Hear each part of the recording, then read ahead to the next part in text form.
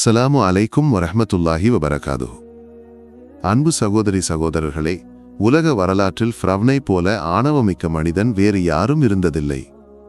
நானே உயர்ந்த இறைவன் என்று பெருமையாக பேசி நடந்தவன். மிஸ்ரில் உள்ள எல்லா விஷயங்களையும் நடத்துவது நானே, இங்குள்ள மக்களை பாதுகாப்பவன் நானே மிகப்பெரிய இலாஹ் என்று வாதித்தவன். இந்த ஃபிரௌனை நமக்கு எல்லாம் தெரியும். செங்கடலில் மூழ்கடிக்கப்பட்டு கடைசி மூச்சு வரை அவன் சுகமாக வாழ்ந்தான். ஆரோக்கியத்துடன் எந்த நோயும் இல்லாமல், உடலுக்கு எந்த பிரச்சனையும் இல்லாமல் வாழ்ந்தான். ஒவ்வொரு நாளும் அவனுடைய செல்வம் கூடிக்கொண்டே வந்தது. வசதிகளும் சுகங்களும் பெருகின. இவை அனைத்தையும் பார்த்தபோது மூசா நபி அலைஹிஸ்ஸலாம் அல்லாஹ்விடம் கேட்டார்கள், அல்லாஹ்வே, இது என்ன அதிசயம்? ஃபிரௌனின் ஆணவம் நாளுக்கு நாள் அதிகரிக்கிறது, ஆரோக்கியம் அதிகரிக்கிறது, செல்வம் அதிகரிக்கிறது, எல்லாமே அதிகரிக்கிறது. இதன் ரகசியம் என்ன, படைத்தவனே? அப்போது அல்லாஹ் பதிலளித்தான்.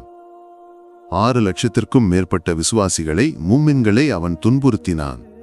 அவர்களின் உரிமைகளை மறுத்தான். அவர்கள் கஷ்டப்பட்ட போது இந்த ஆணவமிக்க ஃபிரௌன் செழித்து வளர்ந்தான். இப்படி ஏன் நடந்தது என்பதை நாம் புரிந்து கொள்ள வேண்டும். மூசா நபியிடம் அல்லாஹ் கூறினான், மூசா, ஃபிரௌன் எவ்வளவு ஆணவமிக்கவனாகவும் பெருமைக்காரனாகவும் இருந்தாலும், எவ்வளவு லட்சக்கணக்கான குழந்தைகளை கொன்றவனாக இருந்தாலும், எவ்வளவு விசுவாசிகளை கைகால்களை ஆணியால் துளைத்து கொன்றவனாக இருந்தாலும், வரலாற்றில் ஒப்பற்ற கொடுமை செய்தவனாக இருந்தாலும், அவனிடம் 2 நற்குணங்கள் இருந்தன, 2 நன்மைகள். அன்பு உள்ளவர்களே, ஃபிரௌனின் வாழ்க்கையில் இருந்த இந்த 2 காரியங்கள் நம் வாழ்க்கையில் முற்றிலும் இல்லை. அதனால்தான் அல்லாஹ் அவனுக்கு நோய் கொடுக்காமல் பெரிய செல்வத்தை அளித்தான். இந்த விஷயத்தை சிந்திக்க வேண்டும்.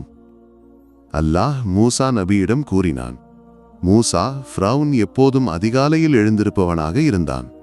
சுபஹுக்கு முன்பே எழுந்திருப்பான். தொழுவதற்கோ அல்லாஹ்வை சுஜூது செய்யவோ இல்லை.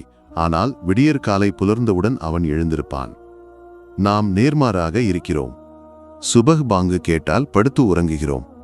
அதனால்தான் அல்லாஹ் அவனுக்கு செல்வமும் ஆரோக்கியமும் அளித்தான்.